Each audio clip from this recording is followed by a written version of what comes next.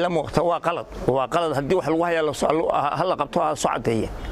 hal lagu qaadeeyo laakiin tuhum inamada yare masaakiinta shaqaysanaya ee wax kala haysan la yiraahdo muqsha ka qaatan mushaar idinku Soomaaliya ha u qortamaan waan ku leenahay inta muqsha ku dacadeynaysan marxim Allahumma salli ala sayyidina Mawlana Muhammad aya saaka waxaan ka hadlayaa arinkii cable-kan wali dhamaan in shalay waxa soo deegay wasiirkii daaqiliga ee Djibouti waxa la kulmay madaxweyne ku-xigeenkii iyo 6 wasiir oo kale oo waxay ka baarayaan oo garanlaan waxa weeyaan cable-kii baa laga hadlayaa cable-kiina waa ninkii maalinta hore inii sheegnay 25 sanadood baa shirkad loo saxay inay halkaas dhulka Soomaaliya soo geliso saasaa lagu kala tagay iminka Djibouti oo aan ictiraafsanayn baa tiri berberaan soo marinayna muqshaan soo marinayna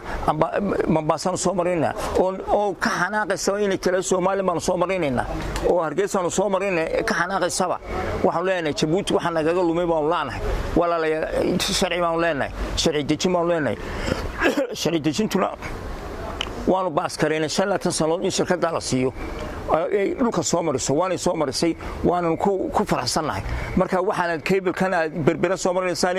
muqshan ugu xireysaan walaalayaal naga daayay baan leenahay naga daayay badayada inta leena waan naqaanaa ciidankayga ba jooga isku dhaxay noo keenay halka doontan Soomaaliya oo badweynta India Ocean ka leenidiimayo laakiin xeebtaas noo daayay baan leenahay